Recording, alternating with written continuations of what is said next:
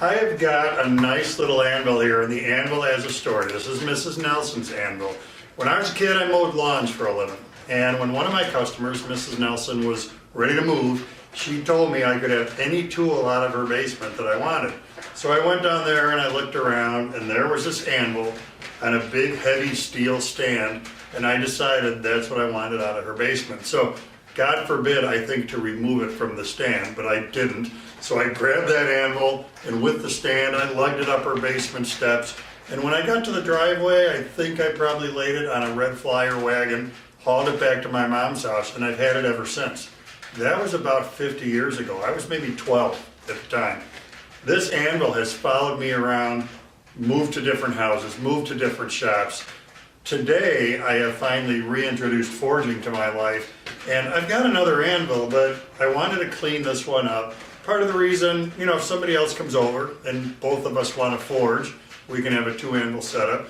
And part of the reason is just the history. It's pretty amazing to me that 50 years ago, this was old and beat up looking when I hauled it out of Mrs. Nelson's basement.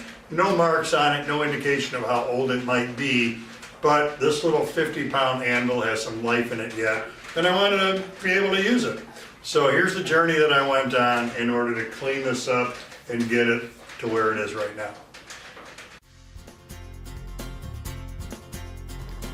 Here's what I'm starting with. Obviously, in the 50 years I've owned this thing, nothing has been done to it. It's got a pretty good layer of rust on it. I put a wire wheel on my angle grinder and went to work, touching every surface on the anvil. You have got to have full PPE for this. Face shield, dust mask, hearing protection, throwing a lot of dust, a lot of metal particulates in the air. You do not want that stuff in your lungs or in your eyes. I'm working over every surface on the anvil, trying to get into every nook and cranny, get all that rust gone. I'm not completely done with the anvil, but I need to take it out to my forge area because a friend of mine's coming. We need a two anvil setup.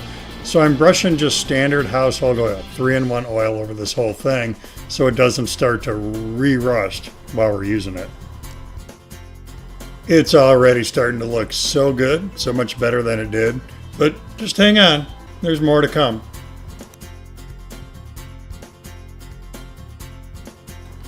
And after a weekend of using the anvil, it came back into the shop for some more work. Yes, I'm using a belt sander to flatten it. Now, watch what's happening here. I set the belt sander down, then I start it. So I'm registering the platen of the sander on the flat surface of the anvil before I get it going. That technique is a good way to keep the surfaces as flat as possible. Is a belt sander the best way to do this? Nope. In fact, it might be one of the worst just because of the risk of doming these surfaces, but for this anvil, small surface, relatively easy to work on, it's going to be flat enough for what I'm doing, and I love the results I'm getting by working from 80 grit to 240 grit paper. Next, I'm going to work on the horn with an 80 grit flap disc in my angle grinder. The watchword here is KIMS, K-I-M-S. Keep it moving, stupid. Want to make sure you don't generate any flat spots. So keep that flap disc moving. Make sure that you're moving fluidly around that horn to maintain its curved shape. It's tempting because I want to buff those surfaces up, but I am not taking that flap disc to any of the flat surfaces on the anvil. There's just too much risk of accidentally rounding them. These corners are next, and I'm still running an 80 grit flap disc, trying to introduce about an 1/8 inch radius on all these corners. Now, look at the chips right there. I am not trying to grind those chips out. I would have to take so much metal off for that. So I'm just trying to make it better, not perfect. Follow the flap disc with a good mill file. Try to fair the curve. We're trying to make sure that there aren't any facets, any flat spots on that corner, and it's nicely rounded.